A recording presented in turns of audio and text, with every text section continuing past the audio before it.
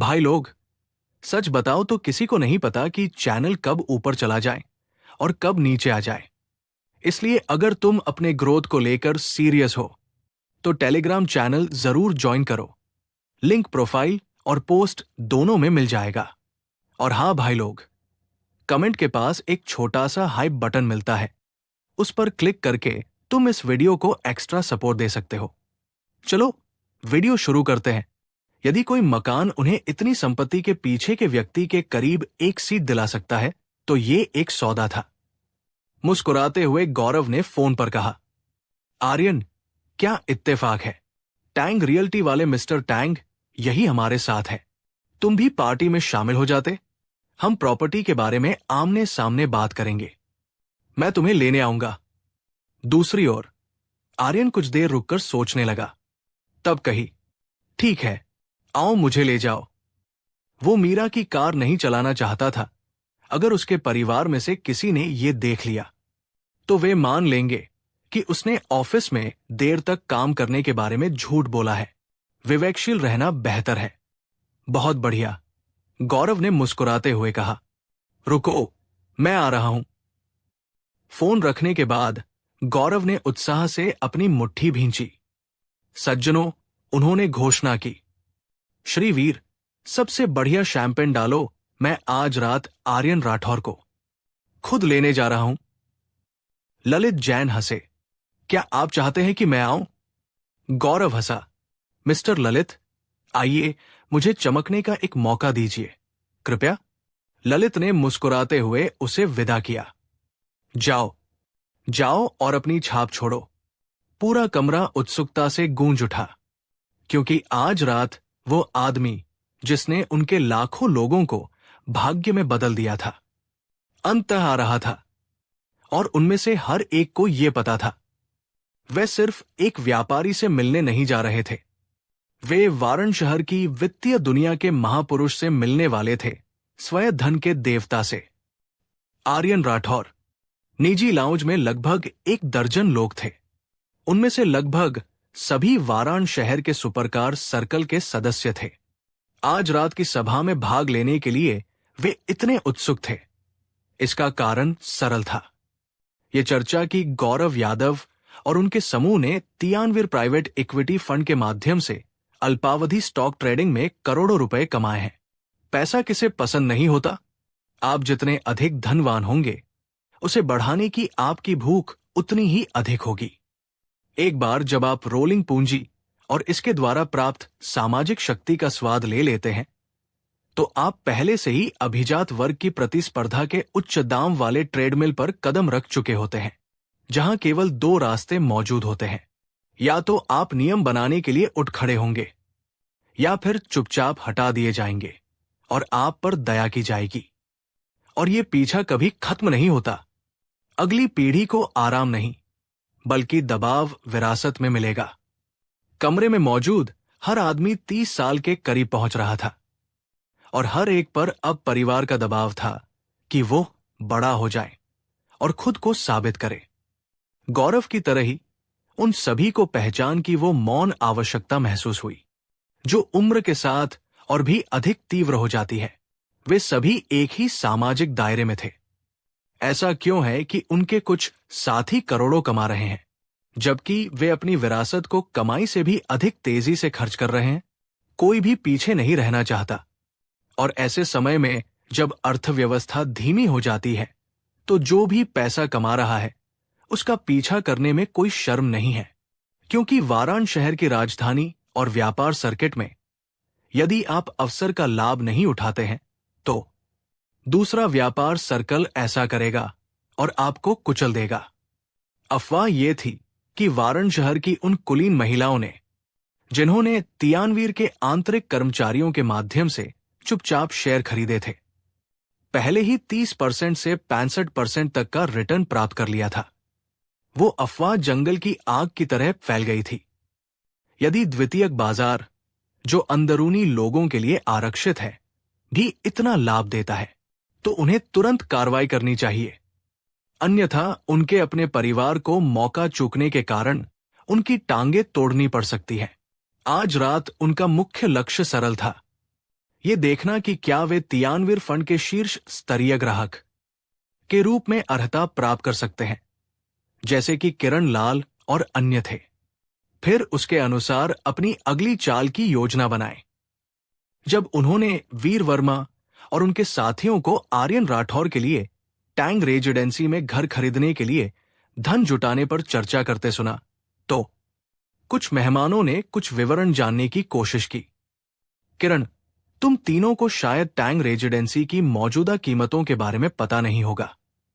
सामूहिक खरीदारी के बावजूद तुम में से हर एक को एक बड़ी रकम खर्च करनी होगी, एक ने टिप्पणी की। श्रीमान तांग, आजकल आपकी प्रीमियम इकाइयों की दर क्या है? एक अन्य ने पूछा। टैंग रियल्टी ग्रुप के उत्तराधिकारी तन्मय टैंग ने अपनी सिगरेट का एक आलसी कश लिया और राख को शानदार ढंग से उड़ा दिया। ये इस बात पर निर्भर करता है कि आप किस श्रेणी को देख रहे हैं। वीर वर्मा ने अपना गिलास उठाया। अगर ये आर्यन के लिए है तो हम केवल सर्वश्रेष्ठ के लिए ही समझौता करेंगे।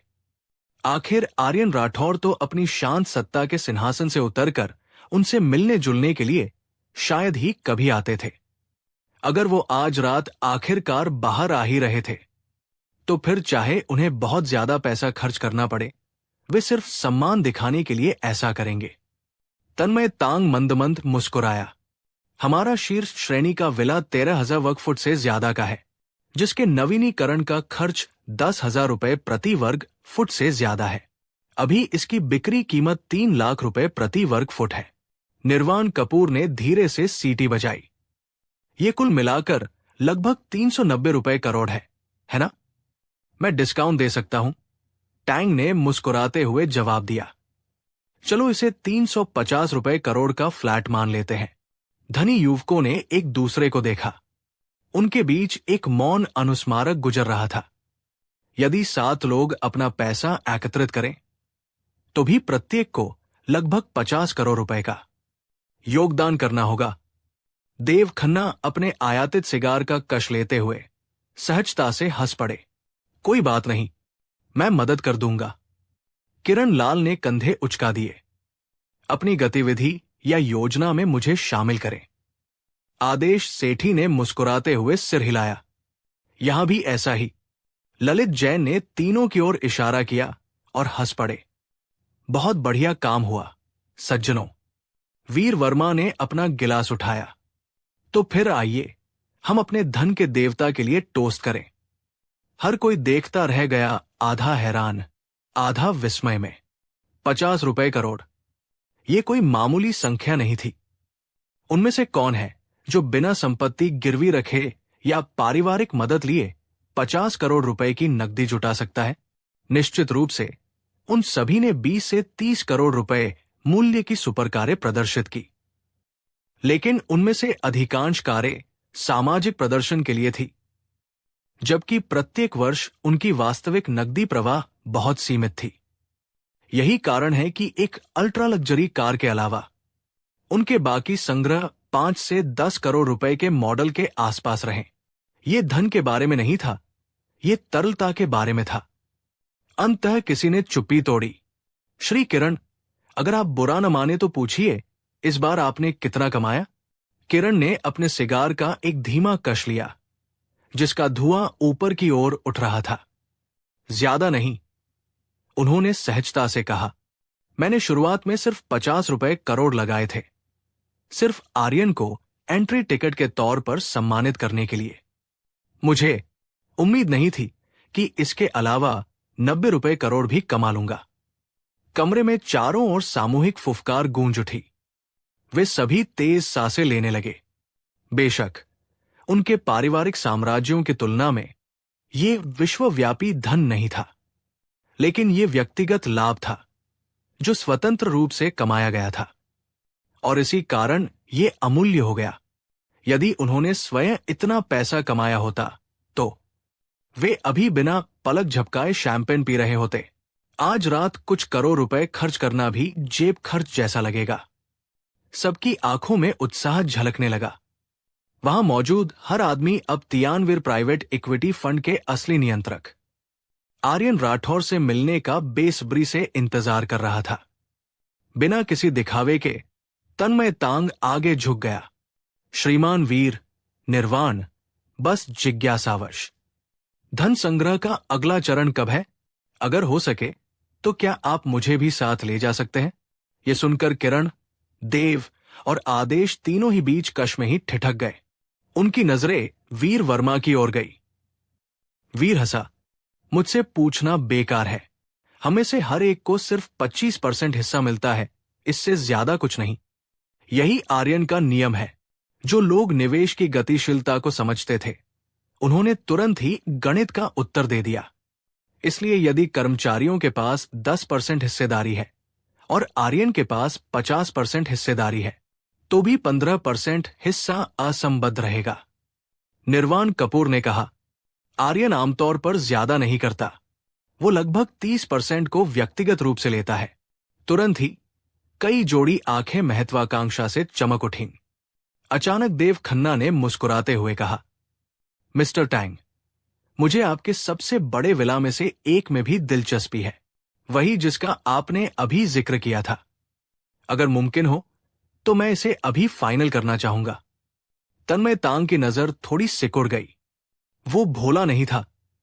उसे संदेह था कि यह घर वास्तव में देव खन्ना के लिए नहीं था। यह लगभग तय था कि किरण और आदेश उसके साथ लागत को बांट लेंगे और विला को आर्यन राठौर को उपहार में दे देंगे। वीर और उनके समूह की तरह वे अपनी स्थिति मजबूत करना चाहते थे और अपने शेयर सुरक्षित करना चाहते थे। श्री तांग ने अर्थपूर्ण ढंग से मुस्कुराया। श्री किरण, मुझे डर है कि मैं बड़े श्रेणी के विला के बारे में स्वयं निर्णय नहीं ले सकता। जब गौरव यादव आर्यन राठौर को लेने आया तो उसने पहले ही उसे बता दिया था कि प्राइवेट रूम में कौन है। आखिरकार चूंकि वे आर्यन को आमंत्रित कर रहे थे, इसलिए उन्हें यह सुनिश्चित करना था कि वहां कोई ऐसा व्यक्ति न हो जिसे वो नापसंद करता हो, वरना एक सुखद निमंत्रण आसानी से अटपटा हो सकता था। सौभाग्यवश नामों की सूची सुनने के बाद आर्यन को कोई संदेह नहीं हुआ। वैसे आर्यन, गौरव ने गाड़ी चलाते हुए कहा, हमारे सर्कल में कुछ ऐसा है जो छिपाया नहीं जा सकता। तियानवीर ग्रुप द्वारा भारी मुनाफा कमाने की खबर। कोई बात नहीं, आर्यन ने उदासीनता से जवाब दिया। ये साफ सुथरा पैसा है, सब कुछ खुला है। मुझे इस बात का डर नहीं है कि लोगों को पता चल जाएगा। गौरव ने संकेत दिया, मेरा मतलब यह है कि आज रात आने वाले लोग तियानवीर ग्रुप के शेयर पर नजर गड़ाए हुए होंगे। चिंता मत करो, आर्यन ने शांति से कहा, मैंने तुम चारों से जो शेयर देने का वादा किया था, उन्हें मैं नहीं छूंगा। अगर तुम अपने शेयरों का कुछ हिस्सा अपने कनेक्शन बनाने में इस्तेमाल करते हो तो ये तुम्हारी मर्जी। जब तक तुम मेरे नियम नहीं तोड़ोगे, तुम्हारी चीजों को कोई नहीं छू सकता। गौरव राहत में मुस्कुराया, धन्यवाद आर्यन। जब दोनों निजी लाउंज में पहुंचे तो गौरव ने खुद आर्यन के लिए दरवाजा खोला। अंदर जो समूह हंस रहा था और बातें कर रहा था, वो तुरंत उठ खड़ा हुआ। वीर वर्मा और ललित जैन तेजी से आगे बढ़े। सब लोग, वीर ने प्रसन्नतापूर्वक कहा, यह तियानवीर समूह के पीछे का आदमी है, हमारा बड़ा भाई आर्यन राठौर। चूंकि आर्यन वहां उपस्थित सभी लोगों से उम्र में बड़ा था, इसलिए सभी ने उसका सम्मान और चापलूसी के मिश्रण के साथ स्वागत किया। आर्यन भाई। स्वाभाविक रूप से सबसे पहले आगे आने वाले लोग थे शाम के मुख्य मेजबान किरणलाल, देव खन्ना और आदेश सेठी। आर्यन, मैं किरण हूं। देव खन्ना, आदेश सेठी। सर। आर्यन ने मुस्कुराते हुए उनमें से प्रत्येक से हाथ मिलाया। मैंने सुना है कि आपके परिवार वाले अपना बिजनेस भारत में वापस लाने की योजना बना रहे हैं। यह बहुत अच्छी खबर है। घर में आपका स्वागत है। किरण और उसके साथी मुस्कुराए। तो फिर हम आर्यन भाई का अनुसरण करके अमीर बन जाएंगे। तुम मेरी चापलूसी कर रहे हो, आर्यन ने हल्के से कहा। चलो हम सब मिलकर अमीर बने। आर्यन के बैठते ही वीर ने उसके लिए ड्रिंक तैयार कर दी थी। एक एक करके बाकी युवा व्यवसायी जो उससे पहली बार मिल रहे थे, आदरपूर्वक उसे टोस्ट करने आए। कुछ सीट दूर बैठे देव खन्ना उत्सुकता से आगे झुके। आर्यन भाई, क्या ये सच है कि आपने पहले कभी वॉल स्ट्रीट पर स्टॉक का कारोबार नहीं किया है? आर्यन जानबूझकर मुस्कुराया। तुम्हें अब भी नहीं लगता कि मैं साधु हूं, है ना? किरण लाल ने हंसते हुए कहा, यह तो बस अनोखा है, बस इतना ही। इंद्रधनुष कॉरपोरेशन के पीछे का ये साधु अपने बिजली की गति से होने वाले व्यापार और अविश्वसनीय रिटर्न के लिए भी जाना जाता है। अगर मैं द हर्मिट होता, आर्यन ने सहजता से जवाब दिया, क्या अमेरिका में इंद्रधनुष कॉरपोरेशन मेरे भारत आने के दिन ही व्यापार बंद नहीं कर देता? चार्ट देख लो, क्या वे बंद हो गए हैं? आदेश सेठी ने अपना सिर हिलाया। नहीं, उन्होंने ऐसा नहीं किया है। निर्वाण कपूर हंसते हुए बोले, इससे यह साबित होता है कि आर्यन भाई द हर्मिट नहीं है। जाहिर है। ललित जैन ने उत्सुकता से पूछा, क्या यह साधु व्यक्ति सचमुच इतना महान है? किरण की आंखें चमक उठीं। आपको अंदाजा भी नहीं है। हमें से जो लोग विदेश में काम कर चुके हैं, वे जानते हैं द हर्मिट वॉल स्ट्रीट पर भगवान है। सिर्फ 2 सालों में उनके द्वारा स्थापित इंद्रधनुष प्राइवेट इक्विटी फंड कुछ लाख डॉलर से बढ़कर 200 अरब डॉलर से ज्यादा का प्रबंधन करने वाला फंड बन गया, ग्लोबल इक्विटी कॉर्प के बाद दूसरे नंबर पर, लेकिन किसी भी अन्य फंड की तुलना में ज्यादा मुनाफा अनुपात के साथ। उन्होंने आगे कहा, दुनिया की सबसे अधिक लाभ कमाने वाली प्रौद्योगिकी कंपनी प्रति वर्ष 400 से 500 बिलियन डॉलर कमाती है। लेकिन बहुत कम लोग जानते हैं कि इंद्रधनुष फंड अपने शेयर धारकों को प्रति वर्ष सैकड़ों बिलियन डॉलर वितरित करता है। उन्होंने नाटकीय ढंग से कहा, वॉल स्ट्रीट पर इंद्रधनुष को वित्त का स्वर्णिम हंस कहा जाता है। देव खन्ना ने सहमति में सिर हिलाया। वे अपनी वृद्धि को भी सीमित रखते हैं। अपनी धन उगाहने की सीमा को केवल प्रति वर्ष 10 अरब तक बढ़ाते हैं। अगर वे इसे और व्यापक बनाते तो वे आसानी से ग्लोबल इक्विटी कॉर्प को पीछे छोड़कर दुनिया की नंबर 1 निजी इक्विटी फर्म बन जाते। आदेश सेठी ने आह भरते हुए कहा, हम सालों से उस आवंटन के एक हिस्से के लिए लड़ रहे हैं, फिर भी अंदर नहीं जा पाए।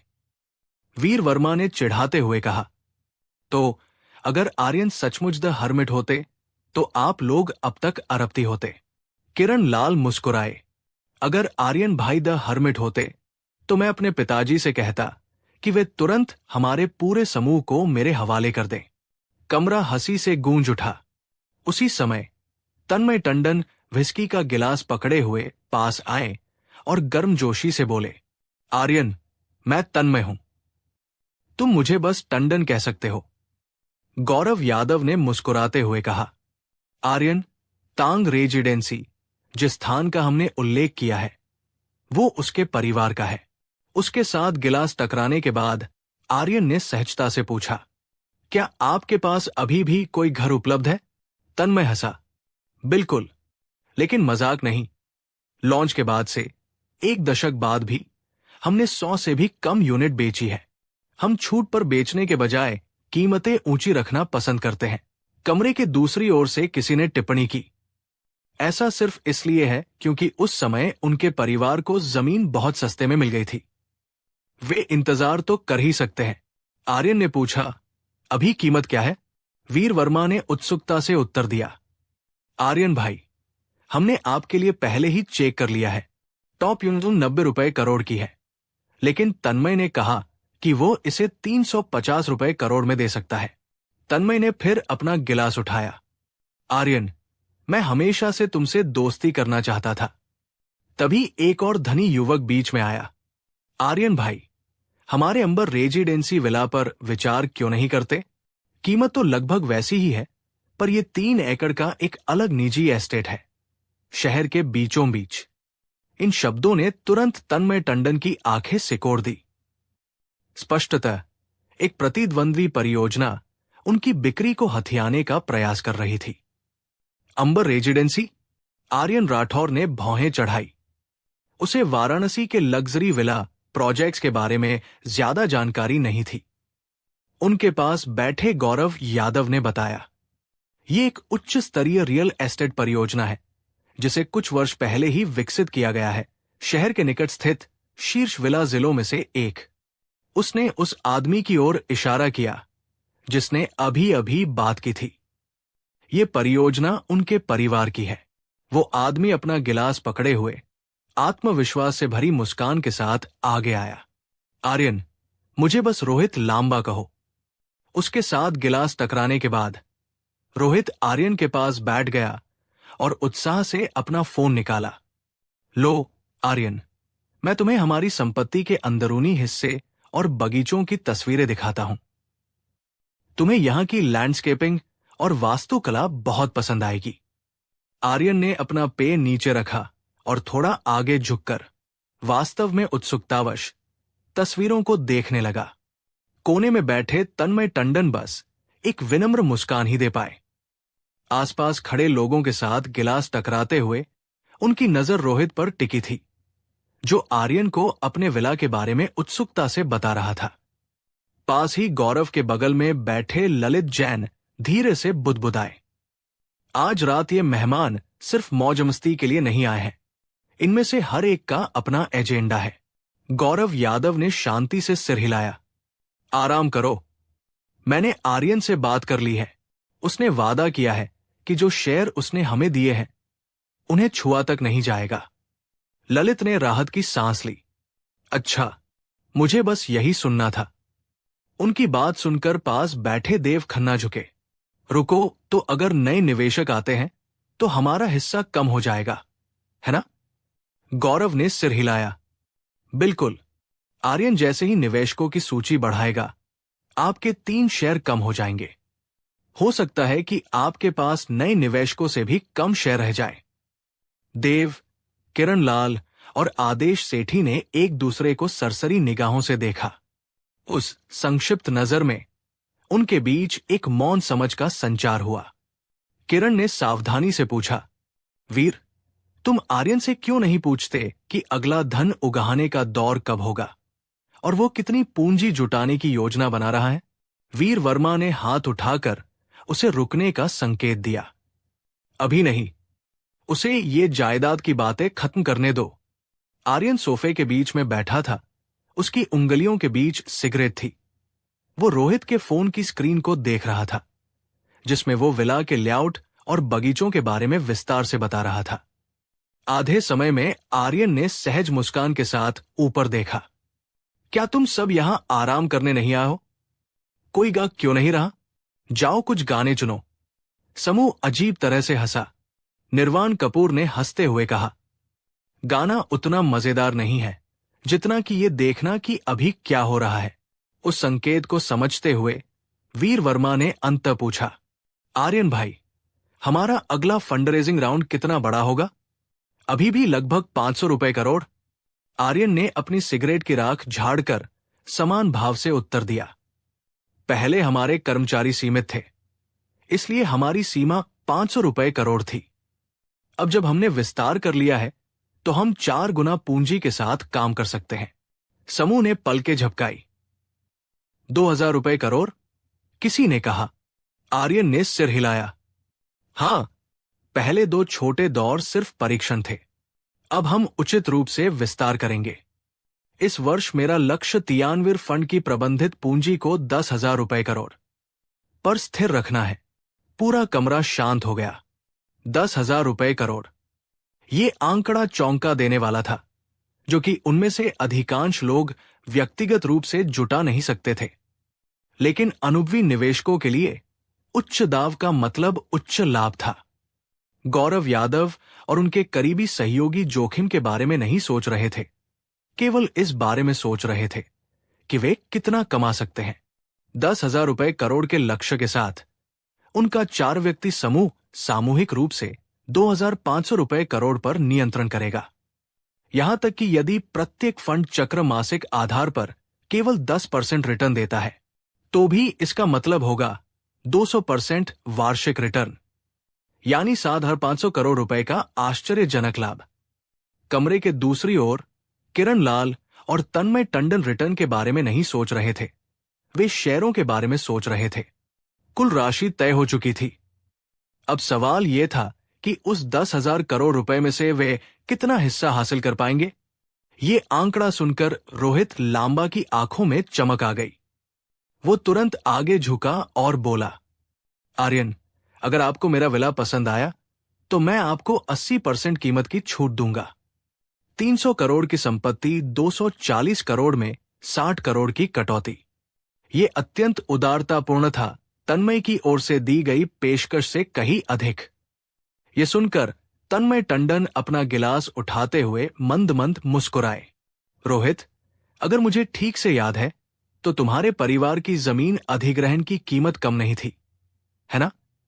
निर्माण और अंदरूनी साज सज्जा को ध्यान में रखते हुए तुम्हारी प्रति वर्ग फुट लागत क्या है? 1.5 लाख रुपए। रोहित ने पलकें झपकाई। उसे समझ नहीं आया कि ये क्या कह रहा है, लेकिन उसने सिर हिला दिया। उस बारे में? हां। तन्मय ने ठंडी मुस्कान दी। तो क्या आप हमारे परिवार के टैंक रेजिडेंसी विला की लागत जानते हैं? रोहित ने कहा, मैंने सुना है कि आपकी जमीन कई साल पहले अधिग्रहित की गई थी। इंटीरियर और स्ट्रक्चर मिलाकर आपके प्रति विला की कुल लागत लगभग 30 रुपए करोड़ होनी चाहिए। तन्मय ने सिर हिलाया। बिल्कुल, इसीलिए हम टंडन ग्रुप कीमतें कम नहीं करते। हमारी लागत इतनी कम है कि हम इसे रख सकते हैं या फिर उपहार में भी दे सकते हैं। फिर उसने कुछ ऐसा कहा कि पूरा कमरा स्तब्ध रह गया। आर्यन, मैं तुम्हें एक विला मुफ्त दूंगा, सबसे बड़ा वाला, 13,000 वर्ग फुट से ज्यादा का। कमरे में सन्नाटा छा गया। रोहित लांबा का मुंह आधा खुला रह गया। वो पूरी तरह से हक्का बक्का होकर तन्मय को देखता रहा। तन्मय ने मन ही मन उपहास किया, तुम मुझसे प्रतिस्पर्धा करना चाहते हो? ठीक है, लेकिन तुम नहीं कर सकते। उसने मन ही मन सोचा, हमारे एक विला की कीमत 30 रुपए करोड़ है।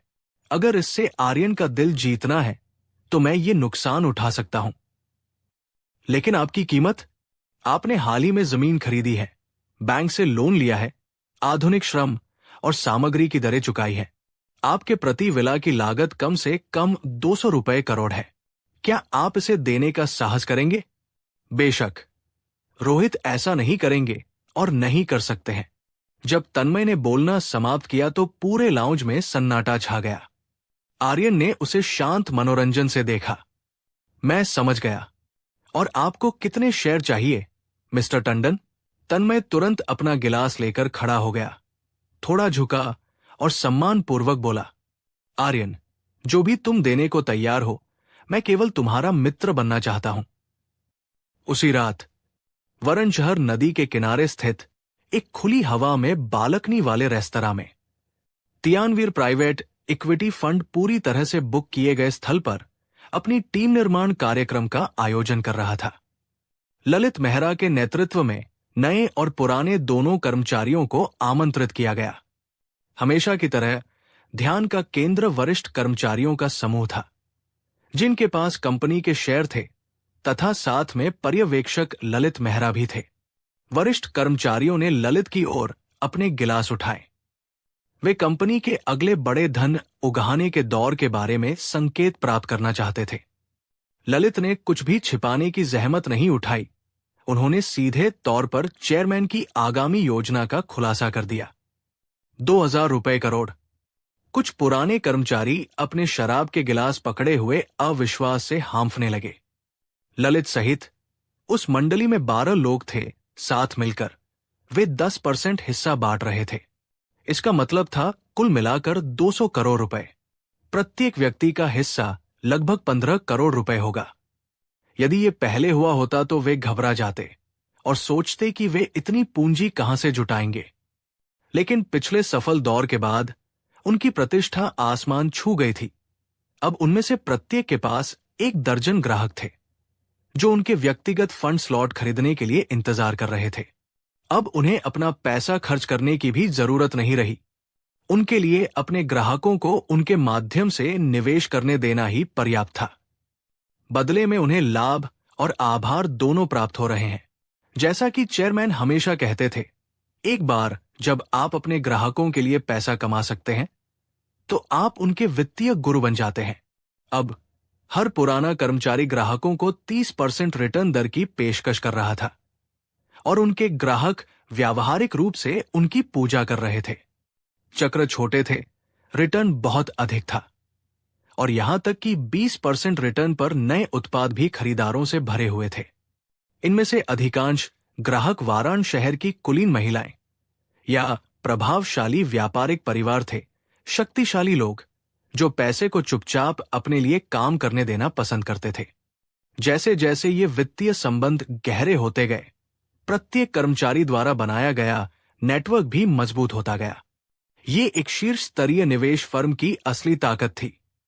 जब तक आप सोने के अंडे दे सकते थे, आपके ग्राहक आपके साथ अपने हितैषी की तरह व्यवहार करते थे।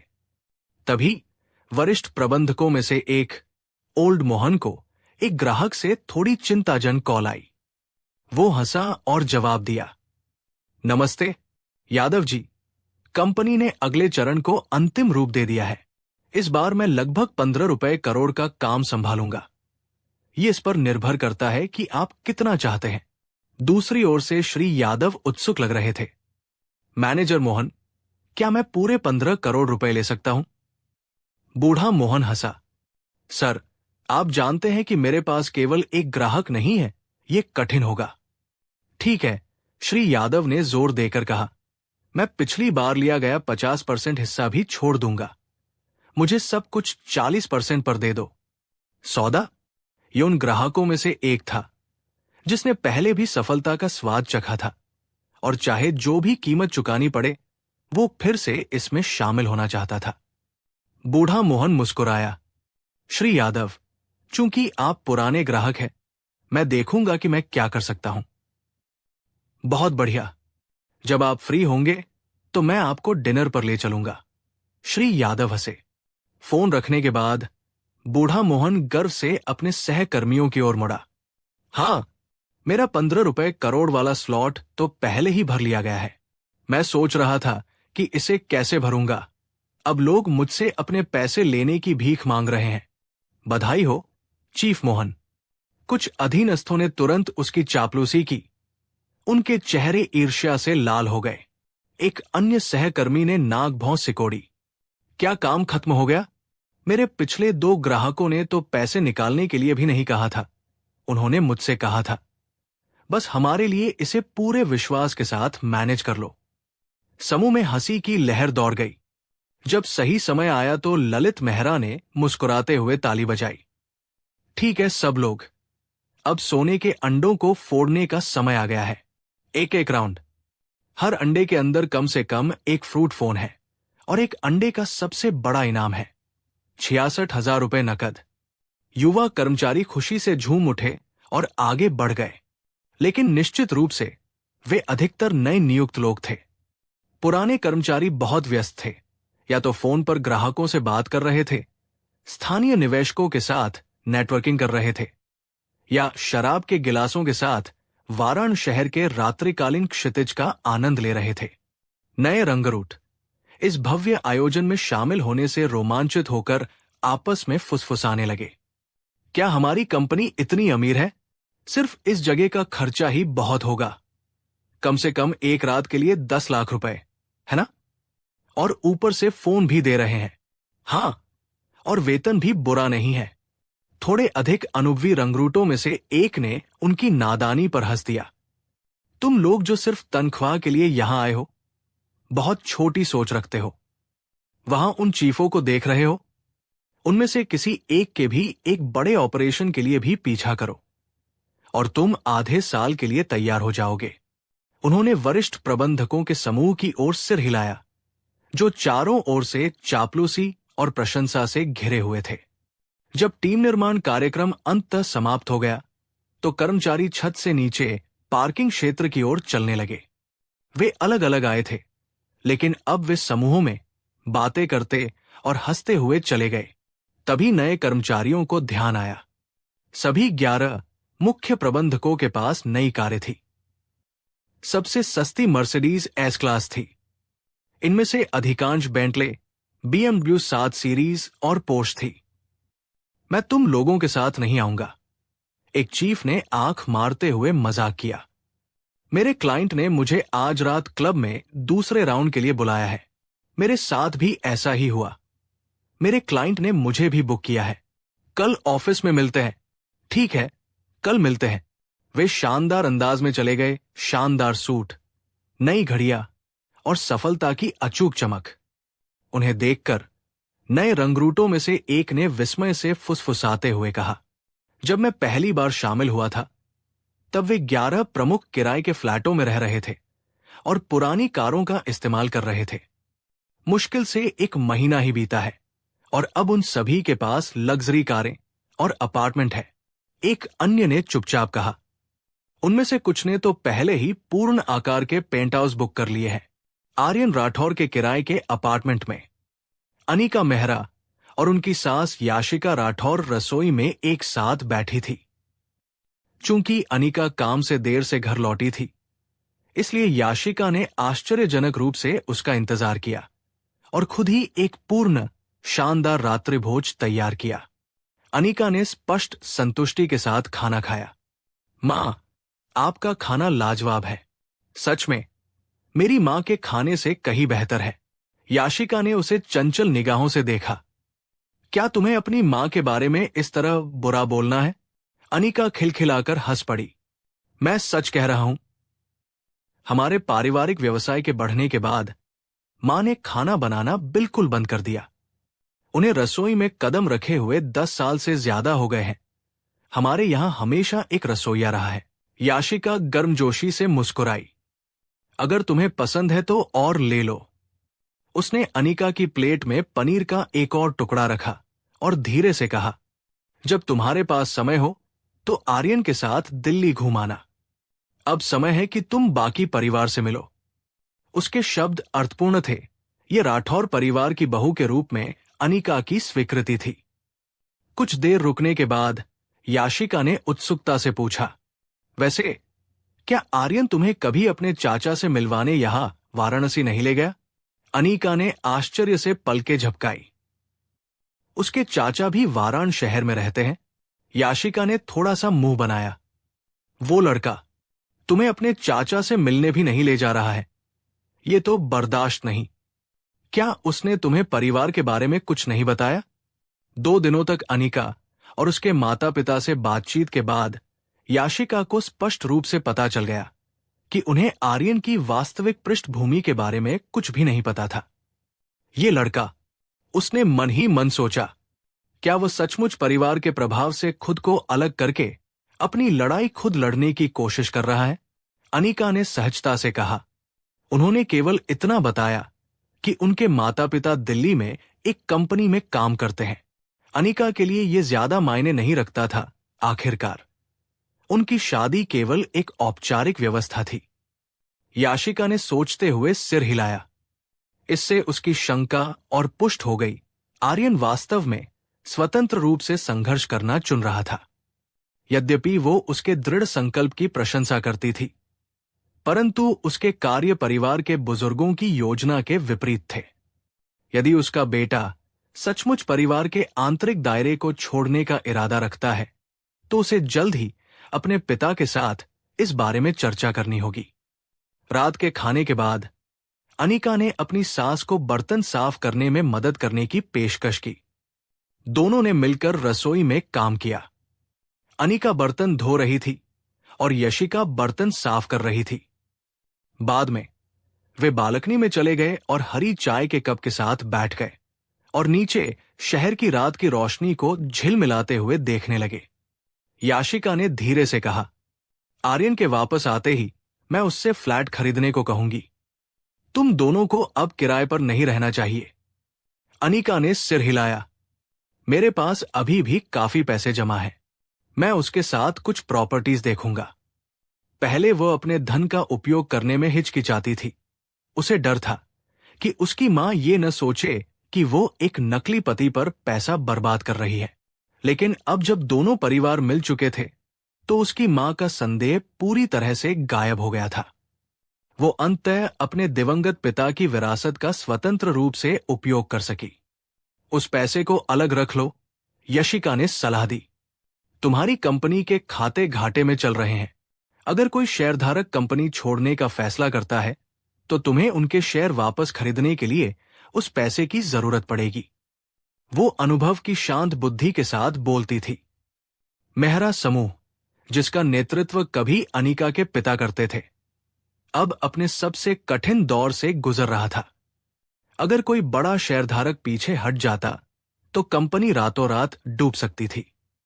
ऐसे मामले में उसकी 10 अरब रुपए की विरासत भी उसे स्थिर करने के लिए पर्याप्त नहीं होगी। अनिका ने आह भरी, लेकिन मां, वरन शहर में संपत्तियां सस्ती नहीं हैं। दरअसल मुख्य शहरी क्षेत्रों में अचल संपत्ति की कीमतें 1 लाख रुपए प्रति वर्ग फुट से अधिक हो गई। 3000 वर्ग फुट के एक अपार्टमेंट की कीमत आसानी से 30 करोड़ रुपए से अधिक है। याशिका आश्वस्त होकर मुस्कुराई। चिंता मत करो, आर्यन की मौसी, मेरी बहन, एक सरकारी कंपनी में काम करती है और उनके पास काफी बचत है। अगर आर्यन की जरूरत कम पड़ गई तो वो उसकी मदद करेंगी। ये राठौर परिवार की जिम्मेदारी है हमारी बहू के लिए। फिर उसने एक चंचल मुस्कान के साथ कहा, अब सबसे जरूरी बात यह है कि आप दोनों मुझे जल्द ही एक पोता दें। अनिका का चेहरा लाल हो गया। उस रात देर तक अनिका आर्यन के बेडरूम में बेचैनी से करवटें बदलती रही। उसके विचार उसकी ओर चले गए।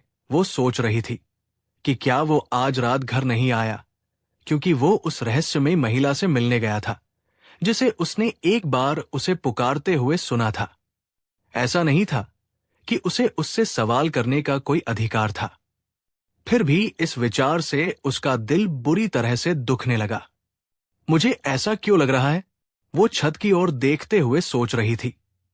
इस बीच शहर के उस पार यूफोरिया नाइट क्लब के एक निजी लाउंज में हंसी गूंज उठी। गिलासों की खनक सुनाई दे रही थी। हवा धुएं और महंगे इत्र से भरी हुई थी। आर्यन राठौर, किरण लाल, देव खन्ना, तन्मय टंडन और अन्य लोगों के बीच बैठे थे। सभी थोड़े नशे में थे। किरण ने अपना गिलास उठाया। चलो आर्यन भाई, एक और राउंड। विदेश में रहते हुए आर्यन ने कभी भी खुद को नशे में नहीं डूबने दिया, एक बार भी नहीं। हमेशा निगाहें लगी रहती थी। खतरा मंडराता रहता था। अगर वो अपनी सतर्कता कम कर देता तो उसकी नींद में ही हत्या हो सकती थी।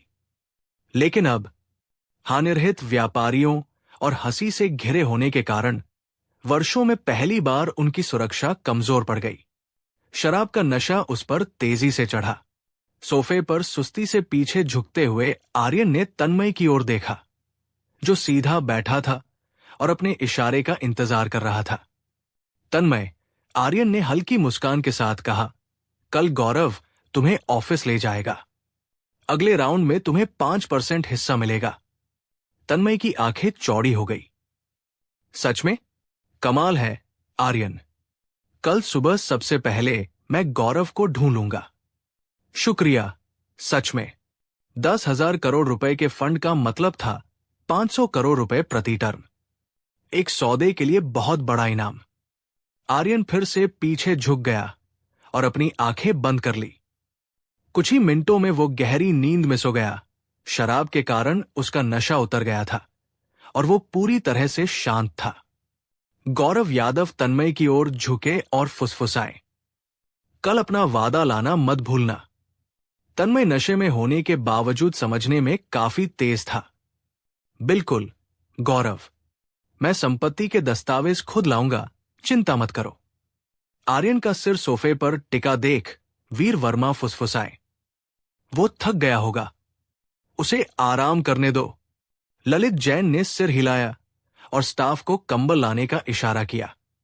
उन्होंने लाइटें धीमी करने से पहले आर्यन को धीरे से उठाया। गौरव ने धीरे से पूछा, क्या मुझे आर्यन को घर छोड़ देना चाहिए? निर्वाण कपूर ने तुरंत हस्तक्षेप करते हुए कहा, तुम शराब पी रहे हो। गौरव, इसके बारे में सोचना भी मत।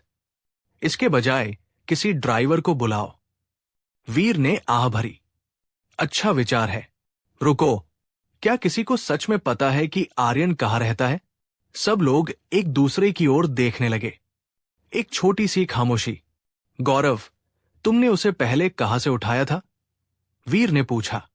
कार्यालय से, गौरव ने स्वीकार किया। वीर ने अपना सिर खुजलाया और मेज से आर्यन का फोन उठा लिया। ठीक है, मैं अभी अपनी भाभी को फोन करता हूं। आर्यन राठौर के किराए के अपार्टमेंट में याशिका राठौर अपने कमरे में थी जब उन्हें उनकी छोटी बहन यामिनी सिन्हा का फोन आया। इससे पहले यशिका ने उसे बताया था कि आर्यन वरण शहर में एक अपार्टमेंट खरीदने की योजना बना रहा है, क्योंकि उसने हाल ही में एक स्थानीय लड़की से शादी की है। लेकिन कई दिनों तक अपने भतीजे से कोई जवाब न मिलने के बाद यामिनी ने अंततः फोन करके हालचाल पूछा। दीदी, आपने बताया नहीं था कि आर्यन वाराणसी में फ्लैट खरीदने वाला है? उसने मुझे एक बार भी पैसे मांगने के लिए फोन नहीं किया। यशिका ने भौहें चढ़ाई। क्या यह हो सकता है कि यह लड़का सचमुच परिवार की मदद के बिना काम चलाना चाहता है? यामिनी धीरे से हंसी। असंभव। वरण शहर में प्रॉपर्टी की कीमतें आसमान छू रही है। अपनी रक्षा पृष्ठभूमि के कारण वो अपनी तनख्वाह से एक भी प्रॉपर्टी नहीं खरीद सकता था। उन्होंने आगे कहा, क्या हो अगर मैं एक खरीद लूं और उसकी पत्नी के नाम रजिस्टर कर दूं? हो सकता है कि उसे मदद मांगने में ही घमंड आ जाए। याशिका ने आह भरी। तुम्हें पता है कि वो कैसा है, घमंड से भरा हुआ। अगर तुम सीधे भेज दोगे तो शायद मना भी कर दे। देखते हैं वो क्या प्लान कर रहा है। सच कहूं तो मुझे चिंता है कि वो खुद को परिवार से दूर करने की कोशिश कर रहा है। उसने अपनी पत्नी को भी नहीं बताया कि हम असल में क्या करते हैं। दोनों बहनें एक क्षण के लिए चुप हो गई, क्योंकि उन्हें आर्यन का उद्देश्य समझ में नहीं आ रहा था। क्योंकि सच तो यह है कि आर्यन राठौर परिवार से अलग होने की कोशिश नहीं कर रहा था। उसने अनिका को अपने परिवार की पृष्ठभूमि के बारे में इसलिए नहीं बताया था क्योंकि उनकी शादी सिर्फ एक अनुबंध पर हुई थी। यामिनी हंसी। इस लड़के को देखो, भारत लौट आता है और अपनी मासी से मिलने भी नहीं आता। याशिका ने व्यंग्यात्मक मुस्कान दी। इसे दिल पर मत लो। वो उसी शहर में है और अपने चाचा से मिलने भी नहीं गया है, इसलिए तुम अकेली नहीं हो जिसे नजरअंदाज किया जा रहा है। यामिनी हंसी। काश मेरा भतीजा इतना बदतमीज हो। बताओ दीदी, मेरी नई भाभी कैसी है? कैसी है वो? याशिका गर्मजोशी से मुस्कुराई। वो एक बहुत अच्छी लड़की है। उसके साथ कुछ दिन बिताने के बाद मैं कह सकता हूं कि वो ईमानदार, शालीन और सम्मानजनक है। मैं बहुत खुश हूं। मैं उसके परिवार से भी मिला हूं, वे अच्छे लोग हैं। और रूप? यामिनी ने चिढ़ाते हुए पूछा। यशिका हंसी। खूबसूरत, शिष्ट, ज्यादातर टीवी अभिनेत्रियों से भी ज्यादा सुंदर। मेरे आर्यन के मानक हमेशा ऊंचे रहे हैं। यामिनी खिलखिलाकर हंस पड़ी। मैंने खुद कुछ पृष्ठभूमि जांची है। उस लड़की में वाकई बिजनेस की समझ है। वो एक बहुत बड़ी कंपनी चला रही है। अगर वो इसके लिए तैयार हो तो मैं उसे अपनी सरकारी कंपनी में मदद के लिए रखूंगा। मुझे उसके जैसी किसी की जरूरत हो सकती है। यशिका ने मुस्कुराते हुए चेतावनी दी। बेहतर होगा कि पहले आप आर्यन की मंजूरी ले लें। यामिनी ने चंचलता से कहा, अगर मैं उसे नहीं संभाल सकता तो उसकी बीवी को संभालूंगा। वो जो मेहरा कंपनी चला रही है वो साल में मुश्किल से कुछ अरब कमाती है, जबकि मेरा सरकारी उद्यम सैकड़ों अरबों का कारोबार संभालता है। यशिका असहाय होकर हंस पड़ी। तभी उसे सामने का दरवाजा खुलने की आवाज सुनाई दी। उसने ऊपर देखा तो अनिका आर्यन के बेडरूम से बाहर निकल रही थी। उसने कपड़े पहने थे और बाहर जाने की तैयारी कर रही थी।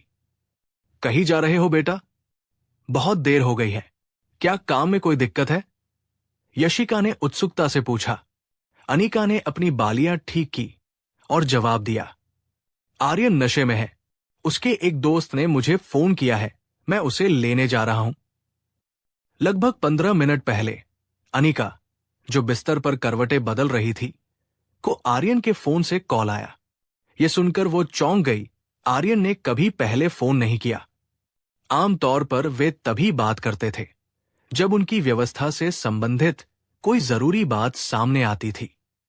बिना ज्यादा सोचे उसने जवाब दिया, लेकिन दूसरी तरफ से आवाज किसी और आदमी की थी। भाभी जी, आपको इतनी देर तक परेशान करने के लिए माफ करना। आर्यन भाई ने आज रात कुछ ज्यादा ही पी लिया था। हम उन्हें घर छोड़ने की कोशिश कर रहे हैं, लेकिन हमें उनका पता नहीं पता, इसलिए हमें आपको फोन करना पड़ा। उम्मीद है कोई दिक्कत नहीं होगी। अनिका अचंभित रह गई। वो तुम लोगों के साथ अकेले पी रहा है? वो किसी और को नहीं लाया? उसका वास्तविक मतलब यह था, कोई अन्य महिला नहीं। आमतौर पर उनके जैसे धनी समूह में पार्टियों का मतलब मॉडल, प्रभावशाली व्यक्ति या क्लब गर्ल से होता था, कुछ ऐसा जो उन्हें पसंद नहीं था, लेकिन इस पर आपत्ति करने का उन्हें कोई अधिकार नहीं था। कॉल पर मौजूद व्यक्ति वीर वर्मा उसकी आवाज बिल्कुल नहीं समझ पाया। किसी को लेकर आए हो? नहीं नहीं भाभी जी, आर्यन भाई अकेले आए थे। हम उन्हें सीधे ऑफिस से ले आए। हम तो बस एक डील का जश्न मना रहे थे और वो फ्लैट खरीदने की भी बात कर रहे थे। अनिका की अभिव्यक्ति तुरंत नरम पड़ गई। वो किसी महिला के साथ नहीं था और वो वास्तव में एक घर खरीदने के बारे में बात कर रहा था। उसे अचानक एहसास हुआ कि शायद उसने उसे गलत समझा था। उसकी आवाज धीमी हो गई। आप लोग कहाँ हो? वीर हिचकिचाया। आप यहां आ रही है? कोई जरूरत नहीं है भाभी जी, बस हमें पता भेज दीजिए, हम उसे खुद छोड़ देंगे। अनिका ने सहजता से उत्तर दिया। बस मुझे बताओ कि तुम कहाँ हो। मैं वैसे भी पास में ही हूं, रास्ते में उसे ले लूंगा। थोड़ी देर रुकने के बाद वीर ने आह भरी। ठीक है, हम euphoria night club, private lounge 306 में है, और इसलिए अनिका ने एक अलग पोशाक पहन ली, अपने बाल ठीक किए और अपनी कार की चाबियां उठा ली। जब यशिका ने उसे बाहर जाते देखा तो उसने उसे धीरे से याद दिलाया। सुरक्षित गाड़ी चलाओ बेटा। मैं करूंगा मां। अनिका गैराज में गई, अपनी BMW स्टार्ट की और यूफोरिया नाइट क्लब की ओर चल दी।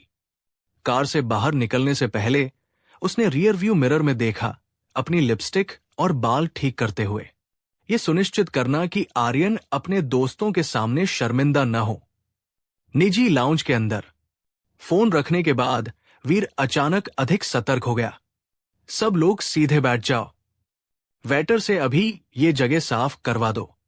आर्यन भाभी उसे लेने आ रही है। अगर उन्होंने ये गंदगी देख ली तो हमारा काम तमाम। वो उसे फिर कभी पार्टी में नहीं आने देंगी। अमीर युवाओं का समूह तुरंत कार्रवाई में जुट गया। ललित जैन और गौरव यादव ने जल्दी से अपनी सिगरेट बुझा दी। यहां तक कि जो लोग आधे नशे में थे, वे भी कालीन से बोतलें, डिब्बे और एशट्रे उठाने के लिए दौड़ पड़े। जिन कुछ युवकों ने अपनी शर्ट ढीली कर ली थी या जैकेट उतार दी थी, उन्होंने जल्दी से बटन लगाए और कॉलर ठीक कर लिए। वो कमरा जो कुछ क्षण पहले पार्टी के बाद की तबाही जैसा लग रहा था, अचानक बदल गया साफ सुथरा, चमकदार तथा हल्की सी सुगंध और घबराहट भरी प्रत्याशा से भरा हुआ। अनिका मेहरा ने लाउंज का दरवाजा खोला।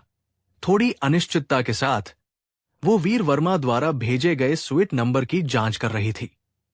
जैसे ही वो अंदर दाखिल हुई, उसकी आंखें थोड़ी चौड़ी हो गई। कमरे में लगभग 1 दर्जन लोग थे और करीब से देखने पर उसे एहसास हुआ कि वास्तव में उसने उनमें से अधिकांश को पहले भी देखा था। वे सभी दिल्ली के उच्च व्यापारिक और नौकरशाही हलकों से दूसरी पीढ़ी के उत्तराधिकारी थे। गौरव यादव, तन्मय टंडन, रोहन लोंगिया और कई अन्य जिनके चेहरे वो व्यापारिक आयोजनों और चैरिटी समारोह में पहचानती थी। अनिका ने सोचा कि यदि उसके पिता राघव मेहरा अभी भी जीवित होते तो वो भी इन लोगों की तरह होती, अपने परिवार के संबंधों और धन का उपयोग निवेश और स्टार्टअप में करती, न कि एक ढहते साम्राज्य को बचाने के लिए लड़ती। इन उच्च संपर्क वाले उत्तराधिकारियों के सामने उसके पास घमंड करने के लिए कुछ भी नहीं था। यहां तक कि मेहरा समूह का राजस्व और उद्योग का पैमाना भी इन लोगों के पीछे मौजूद पारिवारिक साम्राज्य की तुलना में कुछ भी नहीं था। लेकिन जिस बात ने उसे सबसे अधिक चौंकाया वह ये थी कि आर्यन ने इस समूह से कब जुड़ना शुरू किया था। उसने अपने चचेरे भाई आरव से सुना था कि आर्यन ने एक बार लिंक्स वेंचर्स के किसी व्यक्ति के साथ सहयोग किया था और उसके माध्यम से वो ललित जैन से परिचित हुई, लेकिन उसे उम्मीद नहीं थी कि ललित उसे अपने मुख्य दायरे में ले आएगा। भाभी जी, ललित ने उसे सबसे पहले देखा। वो अनिका से पहले भी मिल चुका था और जानता था कि वो आर्यन की पत्नी है। इसलिए जैसे ही उसने उसे दरवाजे पर देखा, वो सम्मानपूर्वक खड़ा हो गया। वीर और निर्वाण कपूर, जो उनसे व्यक्तिगत रूप से नहीं मिले थे, प्रतिक्रिया देने में एक सेकंड देर कर रहे थे। लेकिन जैसे ही उन्होंने ललित को उन्हें भाभी जी कहते सुना, वे दोनों जल्दी से उठ खड़े हुए। भाभी जी, अंदर आ जाइए, आर्यन भाई सो रहे हैं, निर्वाण ने जल्दी से कहा और उन्हें अंदर आने का इशारा किया। अनिका वीर या निर्वाण को व्यक्तिगत रूप से नहीं जानती थी, लेकिन ललित को जरूर जानती थी। उसके द्वारा भाभी जी कहे जाने पर उसे थोड़ा अजीब लगा।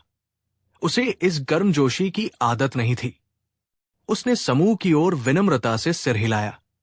आर्यन कहाँ है? निर्वाण ने अपने होठों से इशारा किया। वहां वो सो रहा है, हमने उसे कंबल से ढक दिया है। स्वीट विशाल था। प्रवेश द्वार से बार के आसपास मुख्य बैठने की जगह दिखाई नहीं देती थी। जैसे ही अनिका फोयर से गुजरी और लाउंज में देखा, वो वहां था। आर्यन राठौर मुख्य सोफे पर सोते हुए शेर की तरह एक मुलायम कंबल ओढ़े हुए लेटा हुआ था। बाकी सब उसके दोनों ओर बैठे थे और जब वो अचानक प्रकट हुई तो वे भी सीधे खड़े हो गए। जैसे ही उन्होंने अनिका को देखा, पूरा कमरा स्तब्ध रह गया। ऐसा नहीं था कि वे उसे पहचान नहीं पाए, लेकिन ये जानकर वे दंग रह गए कि वो कौन थी। एक सेकंड रुको। मेहरा ग्रुप की सीईओ अनिका मेहरा को अक्सर वाराणसी शहर की सबसे खूबसूरत व्यवसायी महिला कहा जाता है। और ये आर्यन भाई, जिसके साथ वे सब शराब पीते थे, क्या ये उसका पति हो सकता है? जैसे ही मुझे ये एहसास हुआ, कमरे में सन्नाटा छा गया। ललित, वीर, निर्वाण और गौरव के अलावा अधिकांश अन्य लोग इस क्षण तक इस बात को समझ नहीं पाए थे। जो लोग उसका अभिवादन करने वाले थे, उन्होंने बीच वाक्य में ही अजीब तरह से अपना स्वर बदल दिया। नमस्ते भाभी जी। भाभी जी? क्या भाभी जी? आर्यन अचानक जाग गया। उसकी पलकें झपक रही थी। इसलिए नहीं कि वो नशे में था, बल्कि इसलिए कि वो पूरी तरह से नींद से वंचित था। उन्होंने फर्म में काम करते हुए कई रातें बिना सोए बिताई थी। यहां तक कि नशे में होने पर भी उनकी थकान शराब से अधिक भारी होती थी। अपनी आंखें थोड़ी सी खोलकर उसने देखा कि अनिका सोफे के पास खड़ी है और शांत भाव से उसे देख रही है। तुम यहां कैसे आए? आर्यन ने आंखें मलते हुए पूछा। मां ने मुझे तुम्हें लेने आने को कहा है, अनिका ने हल्की मुस्कान के साथ जवाब दिया। वो कल दिल्ली जा रही है और चूंकि तुम पिछले कुछ दिनों से कंपनी में ही रह रही हो, तो क्या आज रात फिर से वही सोने का प्लान था? वीर और निर्वाण ने एक दूसरे को आश्चर्य से देखा। उनकी पुतलियां लगभग एक साथ फैल गई। उन्हें तुरंत एहसास हो गया कि अनिका जिस मां की बात कर रही थी, वो उसकी मां नहीं थी, बल्कि वो उसकी मां थी। क्योंकि अगर उसका मतलब अपनी मां से था, तो वो दिल्ली वापस नहीं जा रही थी। उसकी मां वाराणसी शहर से थी। इसका मतलब था आर्यन की मां यशिका राठौर इस समय वाराणसी में थी। दोनों मन ही मन चिल्ला रहे थे, अरे नहीं, उसकी मां यहां है। अगर उसे पता चल गया कि वो हमारे साथ शराब पी रहा था, तो हम बर्बाद हो जाएंगे। वीर ने अजीब तरह से खांसी। आप सही कह रही है भाभी जी। आर्यन भाई को अब वापस लौट जाना चाहिए। देर हो रही है। हां हां, घर चलो भाई, निर्वाण ने जल्दी से कहा। आर्यन ने उन दोनों को घूर कर देखा, स्पष्टतः गद्दार। वो ठीक ठीक जानता था कि वे क्या सोच रहे थे। आलस से खिंचते हुए उसने कंबल एक तरफ फेंक दिया और खड़ा हो गया। ठीक है सज्जनों, उसने सहजता से कहा, चूंकि मेरी पत्नी यहां है, मैं आपसे विदा लेता हूं। चलो किसी और दिन मिलते हैं। अपना ख्याल रखना आर्यन भाई। सावधानी से गाड़ी चलाना भाई। जल्द ही मिलते हैं। सभी लोग एक साथ खड़े हो गए, आधा सम्मान से, आधा सहज वृत्ति से। आर्यन ने हाथ उठाया। मुझे विदा करने की कोई जरूरत नहीं है, रुको और आनंद लो। जैसे ही वो दरवाजे की ओर मुड़ा, तन्मय टंडन जल्दी से बोला, आर्यन, अगर तुम कल फ्री हो तो भाभी जी को विला दिखाने ले आना, ठीक है? जरूर, आर्यन ने अपने कंधे के ऊपर से कहा और स्वाभाविक रूप से अनिका का हाथ पकड़ते हुए वे लिफ्ट की ओर चल पड़े। जब समूह कमरे में वापस लौटा तो कुछ सेकंड तक सन्नाटा छाया रहा। उसके बाद जिज्ञासा भड़क उठी। रुको, तो आर्यन भाई वास्तव में वही व्यक्ति है जो अनिका मेहरा के रहस्यमय पति हैं, जिनके बारे में हर कोई बात कर रहा है? अमीर उत्तराधिकारियों में से एक ने अचानक कहा। गौरव यादव ने उन्हें उदासीन दृष्टि से देखा। तुम लोग अभी इसका पता लगा रहे हो? किसी ने हिचकिचाते हुए पूछा। अनिका मेहरा के पति की दिल्ली रक्षा पृष्ठभूमि होने की अफवाहें, क्या वे सच है? ललित ने सिगरेट जलाते हुए मुस्कुराया। तुम्हें क्या लगता है मैं उसे आर्यन भाई क्यों कहता हूं? एक अन्य ने मजाक में कहा। क्योंकि आप तियानवीर फंड के मुनाफे का एक हिस्सा चाहते थे। वीर और निर्वाण ने एक दूसरे को देखा और हंस पड़े। अगर बात सिर्फ पैसों की होती तो हम उसे भाई नहीं कहते। मान लीजिए रैंक नकली हो सकती है, लेकिन उसकी पृष्ठभूमि नहीं है। वास्तव में, निर्वाण ने मुस्कुराते हुए कहा, उनकी वास्तविक पृष्ठभूमि संभवतः उन अफवाहों से कहीं अधिक मजबूत है जो आपने सुनी है। सब लोग स्तब्ध रह गए। आप मेज के चारों ओर सामूहिक तेज सांस लेने की आवाज सुन सकते थे। तो हम सब उस आदमी की चापलूसी कर रहे हैं, बिना ये जाने कि वो असल में कौन है? किसी ने बुदबुदाया। तन्मय हंसा। ईमानदारी से कहूं तो मैं भी यही सोचता था अब तक। पूरा समूह, गौरव, ललित, वीर, निर्वाण हंसने लगे। वास्तविकता में आपका स्वागत है, ललित ने धुआं छोड़ते हुए कहा। ये कोई साधारण व्यक्ति नहीं है, ये आर्यन राठौर है, और जब ये चलता है तो पूरा वित्तीय चक्र इसके साथ चलता है। रोहन लोंगिया ने अपने सिर के पीछे खुजलाते हुए थोड़ा शर्मिंदा महसूस करते हुए कहा। मैं पूरी शाम इस बात को लेकर उलझन में रहा कि वीर, निर्वाण और ललित भी आर्यन को भाई क्यों कहते हैं। मुझे लगा शायद इसलिए क्योंकि तुम लोग उस प्राइवेट इक्विटी फंड में पार्टनर थे। वीर वर्मा और निर्वाण कपूर ने तुरंत आंखें घुमाई। चलो यार, हमें कम मत आको, वीर ने कहा। हम भले ही उन बड़े बड़े समूहों की तरह 10,000 करोड़ की लीग में न खेलते हों, लेकिन हम इतने छोटे भी नहीं हैं। हम आर्यन भाई इसलिए नहीं बुलाते क्योंकि उनका बिजनेस है, बल्कि उनकी पृष्ठभूमि है। बिल्कुल, निर्वाण ने मुस्कुराते हुए कहा। यह वही आदमी है जिसे आप सम्मान से भाई कहते हैं, उसके पैसों की वजह से नहीं, बल्कि उसकी शख्सियत की वजह से। तन्मय टंडन मुस्कुराते हुए पीछे झुक गए। तो फिर इसका मतलब है कि अब से जब भी तुम अनिका से मिलोगे, तुम्हें उसे भाभी जी कहना होगा, है ना? वीर और निर्वाण दोनों ने तुरंत सिर हिलाया। यदि यह पहले हुआ होता, जब आर्यन ने चुपचाप अनिका से अपनी शादी पंजीकृत करा ली थी और अपने परिवार को नहीं बताया था, तो शायद चीजें बदल सकती थी। लेकिन अब जब अनिका ने खुद बताया कि आर्यन की मां वाराणसी में है, तो सब कुछ बदल गया। इसका मतलब केवल एक ही था, अनिका मेहरा आधिकारिक तौर पर राठौर परिवार की बहू बन गई थी। मुझे नहीं पता कि तुम लोगों को उससे पहले क्या छोटी मोटी शिकायतें थी, निर्वाण ने उन्हें गंभीरता से याद दिलाया, लेकिन अब से तुम्हें उसका सम्मान करना चाहिए। तन्मय और अन्य लोगों ने राहत का नाटक करते हुए जल्दी से सिर हिलाया। तन्मय ने हंसते हुए कहा, सौभाग्य से हमारे बीच कभी कोई झड़प नहीं हुई। ललित जैन ने अभी भी हैरान होकर पूछा, अनिका के पति की सैन्य पृष्ठभूमि के फर्जी होने की अफवाहें आखिर किसने फैलाई? वे सभी इधर उधर देखने लगे। उनमें से कोई भी गपशप करने वाला नहीं था, इसलिए उन्होंने उन तुच्छ ऑनलाइन बातों पर ध्यान नहीं दिया था। रोहन ने कंधे उचकाए। ये सब उन प्रभावशाली लोगों और पेज 3 की गॉसिप क्वींस की वजह से है जो भाभी जी से जलते हैं। जाहिर है उन्हें यह बिल्कुल पसंद नहीं कि उनके जैसी औरत किसी ऐसे आदमी से शादी करे जिसके पीछे वाकई कोई ताकत हो। तन्मय ने बताया, ये सिर्फ ईर्ष्या नहीं है, इसके पीछे एक तार्किक अफवाह फैलाने का तरीका भी है। सबसे पहले लोगों ने कहा, अगर उसका पति सचमुच इतना प्रभावशाली था तो उसने संकट के दौरान उसकी कंपनी को बचाने में मदद क्यों नहीं की।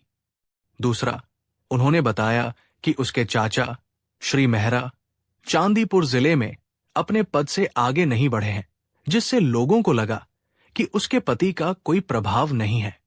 ये उनके शक्तिहीन पति वाले कथानक पर बिल्कुल फिट बैठता है, इसलिए ये इतनी आसानी से फैल गया। वीर ने अपना सिर हिलाते हुए हंस दिया। तुम लोगों को समझ ही नहीं आ रहा कि सिस्टम कैसे काम करता है। ये कोई शाही जमाना नहीं है जहां एक दस्तखत से रातों रात सब कुछ ठीक हो जाता है। इन चीजों में वक्त लगता है। कभी कभी गोली लगने से पहले तुम्हें कुछ देर तक उसे चलने देना पड़ता है। किरण लाल ने उत्सुकता से पूछा, तो भाभी जी का परिवार आखिर क्या करता है? गौरव यादव ने उत्तर दिया, वे निर्यात व्यापार में हैं। आप मेहरा ग्रुप को देख सकते हैं। क्या वे सचमुच परेशानी का सामना कर रहे हैं? किरण ने पूछा। गौरव ने सिर हिलाया। हां, पिछले 3 सालों में वैश्विक व्यापार बुरी तरह प्रभावित हुआ है। ज्यादातर निर्यातक या तो डूब गए या मुश्किल से अपना गुजारा कर पाए। अनिका के समूह ने कई बड़े अंतर्राष्ट्रीय ग्राहक खो दिए, जो एक के बाद एक दिवालिया हो गए। अब उनके शिपमेंट ज्यादा है, लेकिन उन्हें तुरंत नए मजबूत साझेदार नहीं मिल रहे हैं, जिससे नकदी प्रवाह में रुकावट आ रही है। उसने जारी रखा, उन्हें कंपनी संभाले हुए अभी 2 साल भी नहीं हुए हैं। वैश्विक व्यापार जगत में उनका अनुभव और नेटवर्क अभी भी सीमित है। विदेशी वितरक इस स्थिति का फायदा उठाकर कीमतें कम कर रहे हैं। वाकई उनके लिए यह मुश्किल समय है। किरण, देव और शशांक ने चुपचाप एक दूसरे को देखा। उनके दिमाग में कुछ कौंधा ऐसा अवसर जिसे केवल पूंजीपति ही सहज रूप से पहचान सकते हैं। लेकिन उन्होंने अभी कुछ नहीं कहा। वे बाद में इसका अध्ययन करेंगे। वापसी के रास्ते में आर्यन राठौर यात्री सीट पर बैठे थे, और जब अनिका मेहरा वाराणसी की शांत रात की सड़कों पर कार चला रही थी तो वो कुछ प्रसन्न दिख रहे थे। उसका स्वर चिढ़ाने वाला लेकिन हल्का था। बुरा नहीं है ना? ललित और बाकियों के साथ तो तुम्हारा रिश्ता पहले से ही भाई वाला है। इस हिसाब से तो तुम एक बेहतरीन पीआर एग्जीक्यूटिव बन सकते हो। तुम अकेले ही पूरा कॉर्पोरेट नेटवर्किंग डिपार्टमेंट चला सकते हो। आर्यन आलस से हंसा। ठीक है, तो मुझे नौकरी पर रख लो। मैं मेहरा ग्रुप का पीआर संभालूंगा, अपना झंडा गाड़ दूंगा, और अगली तिमाही तक वाराणसी का हर व्यवसाय मुझे श्रद्धांजलि देने के लिए कतार में खड़ा हो जाएगा। अनिका ने उसकी मजाकिया अभिव्यक्ति को देखते हुए हंसते हुए कहा, सच में तुमने ऐसा क्या किया कि ये तुम्हें आर्यन भाई कहने लगे? मैं इन लोगों को जानता हूं। जब तक जरूरी न हो, ये किसी को भाई नहीं कहते। खासकर ललित को उसके पापा शहर के डिप्टी कमिश्नर हैं। आर्यन ने सीधे चेहरे से कहा, अगर मैं आपसे कहूं कि मेरे चाचा मुख्य सचिव हैं, तो क्या आप मुझ पर विश्वास करेंगे? अनिका की आंखें चौड़ी हो गई। रुको, तुमने वास्तव में उन्हें यह नहीं बताया, है ना? वो अविश्वास से हंस पड़ी। मुझे मत बताओ कि उन्होंने तुम पर सिर्फ इसलिए विश्वास कर लिया क्योंकि मुख्य सचिव का उपनाम भी राठौर है। तुमने उन्हें यह सोचकर धोखा तो नहीं दिया कि तुम उनके भतीजे हो, है ना? आर्यन ने पलकें झपकाई, फिर वो असहाय होकर हंसने लगा। अनिका मन ही मन बुदबुदाती रही, आधा मन में खुश, आधा डांटते हुए। कोई आश्चर्य नहीं कि तन्मय ने कहा कि हमें कल उसके विला पर जाना चाहिए। तुमने उसे किसी न किसी तरह मना ही लिया होगा। क्या तुम्हें पता भी है कि उसकी संपत्तियां कितनी खास है? पृष्ठभूमि सत्यापन के लिए 1 रुपया करोड़ की बुकिंग राशि दिए बिना तुम उन्हें देख भी नहीं सकते। उसने उसे एक नजर देखा। क्या उसने तुम्हें कम से कम छूट की पेशकश की? आर्यन ने गंभीरता से सिर हिलाया। हां, अनिका ने पलकें झपकाई। सचमुच? कितना? आर्यन मुस्कुराया। 0% छूट। अनिका हैरान होकर भौहें चढ़ाने लगी। 0%? यानी कोई छूट नहीं? आर्यन ने शांति से उसे सुधारा। नहीं, मतलब वो मुझे मुफ्त में दे रहा है, कोई पैसे देने की जरूरत नहीं। अनिका उसे ऐसे घूर रही थी जैसे उसका एक और सिर उगाया हो। तुम अभी भी नशे में हो, है ना? अपनी आंखें घुमाते हुए वो डैशबोर्ड में पहुंची और पानी की एक बोतल निकाली। लो, ये पी लो। घर पहुंचने से पहले होश में आने की कोशिश करो। मां को पहले ही शक हो गया है कि तुम ऑफिस में बहुत देर से रुके हो। अगर उन्हें शराब की गंध भी आई तो वो तुम्हें डांटेंगी। वापस आने पर मैं तुम्हारे लिए हैंगओवर सूप बनाऊंगी। आर्यन ने आह भरी। वो चुपचाप बोतल को देखता रहा, आधा मुस्कुराता हुआ, आधा पराजित, जबकि शहर की रोशनियां कार की खिड़कियों पर चमक रही थी। जब आर्यन राठौर और अनिका मेहरा घर पहुंचे तो अनिका तुरंत उन्हें नहलाने के लिए बेडरूम में चली गई। यशिका राठौर लिविंग रूम में इंतजार कर रही थी और जैसे ही उनका बेटा अंदर आया, वो उसे डांटने से खुद को नहीं रोक सकी। तुम कई दिनों से घर नहीं गए, क्या तुम्हें याद भी है कि तुम्हारा कोई घर है? आर्यन ने अपराध बोध से अपनी गर्दन के पीछे का हिस्सा रगड़ा। यशिका ने आह भरी और वो विषय उठाया जिसके बारे में वो पूछने का इंतजार कर रही थी। खैर, क्या तुम्हें कम से कम एक अच्छा घर तो मिला? आर्यन ने शांति से सिर हिलाया। और क्या तुमने अपनी मासी से इस बारे में बात की? उसने जोर देकर पूछा। नहीं, आर्यन ने सिर हिलाते हुए कहा। मैं उससे पैसे लेने का इरादा नहीं रखता। मेरे पास अपने पैसे हैं। यशिका ने असमंजस में भौहें सिकोड़ ली। तुम्हारा अपना? कहां से? मुझे मत बताओ कि तुम अपनी पत्नी के पैसे इस्तेमाल कर रहे हो। यह मेरे लिए शर्मनाक होगा। आर्यन असहाय होकर हंस पड़ा। मां, क्या आपको सच में लगता है कि मैं किसी और पर निर्भर रहने वाला इंसान हूं? चिंता मत करो, मैं अपना पैसा खुद कमा सकता हूं। जल्द ही आपको पता चल जाएगा। याशिका ने गहरी सांस छोड़ी और उसे विदा किया। ठीक है, ठीक है, मैं दखल नहीं दूंगा। सर्दी लगने से पहले नहा लो। बेडरूम में आर्यन बाथरूम में चला गया और अनिका चुपचाप बिस्तर पर लेट गई, सोने का नाटक करते हुए। लेकिन बहते पानी की आवाज से उसका दिल बेकाबू होकर तेजी से धड़कने लगा। चाहे उसने कितनी भी कोशिश की हो, शांत नहीं हो पा रही थी। टाइल पर पानी की हल्की लय, उसके हिलने की धीमी आवाज, न जाने क्यों ये सब कुछ बहुत ही नजदीक लग रहा था। वो दूसरी ओर मुंह करके पलटी और आरामदायक स्थिति ढूंढने की कोशिश करने लगी। लेकिन उसकी नजर अनायास ही बाथरूम के दरवाजे की ओर चली गई और तभी उसे एहसास हुआ कि दरवाजे पर लगा कांच का पैनल पूरी तरह से अपारदर्शी नहीं था। मंद प्रकाश और धुंधली सतह के माध्यम से उसका लंबा सिलहुट दिखाई दे रहा था, विस्तार से नहीं बल्कि रूपरेखा में। उसका चेहरा तुरंत लाल हो गया। उसने पहले इस पर ध्यान नहीं दिया था। जिस तरह से बाथरूम के शीशे में आधा धुंधला आधा साफ डिजाइन था, संभवतः मकान मालिक ने सौंदर्य कारणों से इसे चुना था। घबराकर वो फिर मुड़ी और कंबल को अपने पास खींच लिया। लेकिन अब उसके विचार हर जगह फैल गए थे। अब क्या? आज रात उन्हें एक कमरा साझा करना होगा। इतना तो निश्चित था।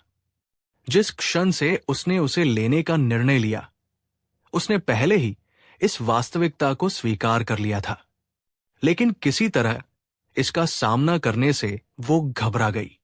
खुद को रोक न पाने के कारण अनिका ने अपना फोन उठाया और सर्च बार में टाइप किया। क्या होता है जब एक पुरुष और महिला पहली बार एक साथ रात बिताते हैं? परिणाम तुरंत सामने आ गए। अनगिनत पोस्ट और मनोविज्ञान लेख। उसने एक पर क्लिक किया जिस पर लिखा था, जब एक पुरुष और एक महिला एक ही कमरे में रहते हैं तो हार्मोन और डोपामाइन के स्राव के कारण सोना मुश्किल हो जाता है। एक अन्य ने कहा, ऐसा आमतौर पर तब होता है जब दोनों भावनात्मक या शारीरिक रूप से एक दूसरे के प्रति आकर्षित होते हैं। फिर एक टिप्पणी जोड़ी गई, महिलाओं में बेचैनी का कारण ज्यादातर भावनात्मक आकर्षण होता है। पुरुषों के लिए खैर उनकी बनावट अलग होती है। अनिका उस अंतिम पंक्ति को घूरते हुए ठिठक गई और ठीक उसी समय उसने शावर बंद होने की धीमी आवाज सुनी। उसकी नब्ज बढ़ गई। तौलिया उठाए जाने की आवाज, फिर कदमों की आहट स्थिर, धीमे पास आती हुई। उसका दिल सीने में ढोल की तरह धड़क रहा था। वो बिस्तर के किनारे पर टहलता रहा, लेकिन अजीब बात यह थी कि वो लेटा नहीं। उत्सुकतावश अनिका ने एक आंख आधी खोली और देखा कि वो फर्श पर कंबल बिछा रहा है। तुम क्या कर रहे हो? उसने सहज दिखने की कोशिश करते हुए पूछा। सो रहा हूं, आर्यन ने सरलता से उत्तर दिया। फर्श पर? अगर मां अंदर आकर देख लें तो तुम उन्हें क्या समझाओगे? आराम करो, आर्यन ने शांति से कहा। मैंने दरवाजा बंद कर दिया है। अगर वो दस्तक देगी तो तुम्हें दरवाजा खोलने का काफी समय मिल जाएगा।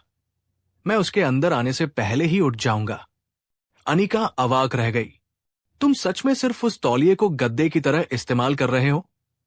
यह तो पत्थर जैसा सख्त है। तुम सोओगे भी कैसे? आर्यन ने बिना किसी परेशानी के कंधे उचका दिए।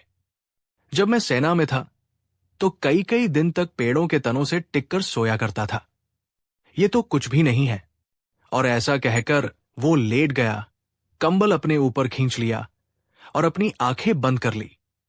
अनिका अविश्वास से बस देखती रह गई। उससे बात करना दीवार से बहस करने जैसा था।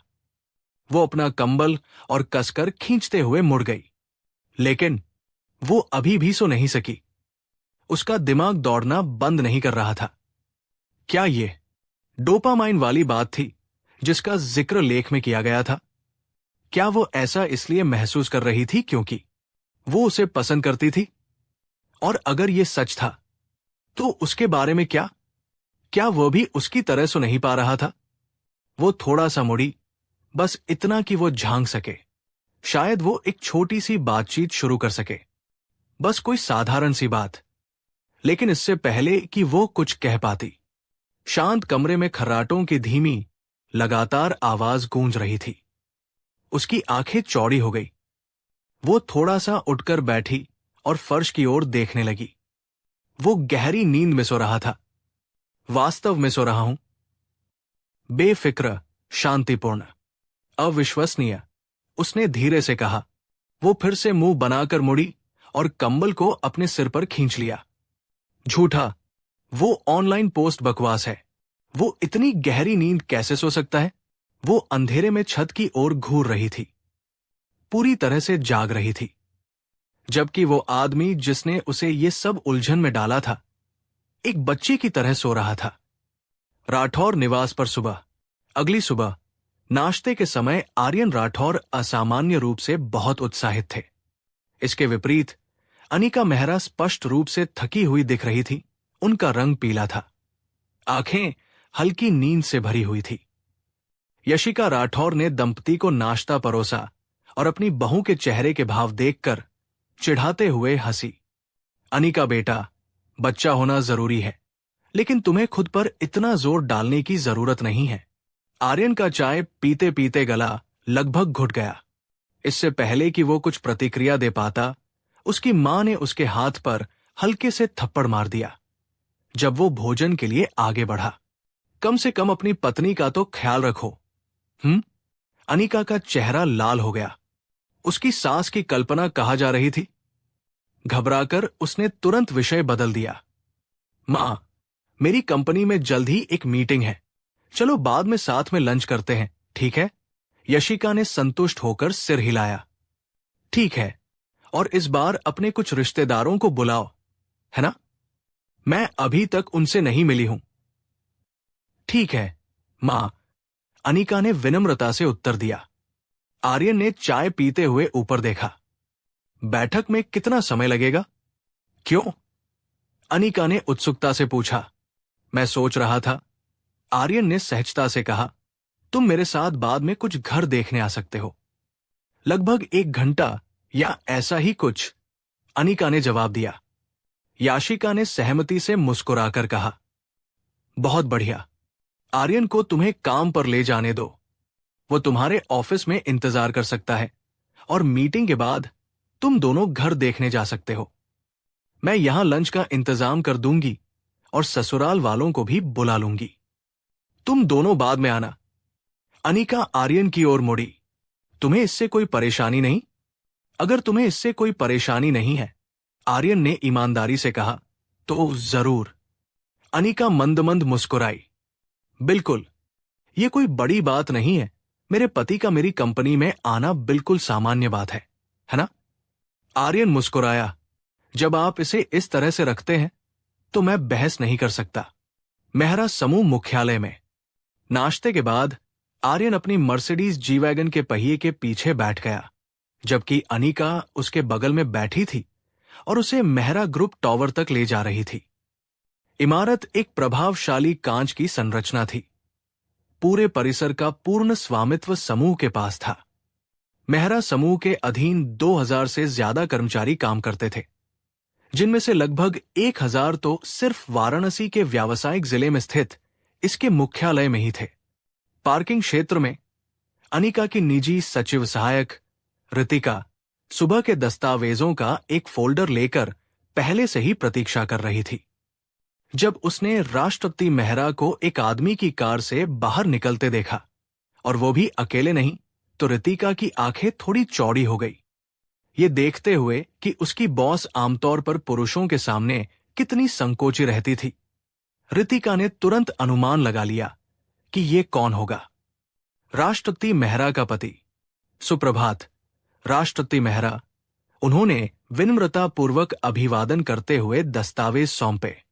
अनिका ने अपनी सामान्य व्यावसायिक शांति बनाए रखते हुए संक्षिप्त स्वर में सिर हिलाया। ये दंपति निजी लिफ्ट से सीधे ऊपरी मंजिल के कार्यालय कक्ष में पहुंचे। अंदर पहुंचकर अनिका ने अपना हैंडबैग मेज पर रखा और आर्यन की ओर मुड़ी। तो दोस्तों, ये था आज का एपिसोड। आपको कैसा लगा कमेंट में जरूर बताइए। और हाँ, अगर आपको अगला भाग चाहिए तो कमेंट में लिखिए नेक्स्ट। जो सबसे पहले नेक्स्ट लिखेगा उसके लिए एक खास दिल। चैनल को सब्सक्राइब करना मत भूलिए ताकि अगला भाग सबसे पहले आपको मिले। और हमारे टेलीग्राम चैनल को ज्वाइन कीजिए। वहां आपको खास अपडेट्स, पहले से झलक और कहानी के गुप्त राज मिलते रहेंगे। मिलते हैं अगले एपिसोड में। तब तक के लिए रेड स्टोरी एफएम की कहानियां सुनते रहिए, मजे लेते रहिए।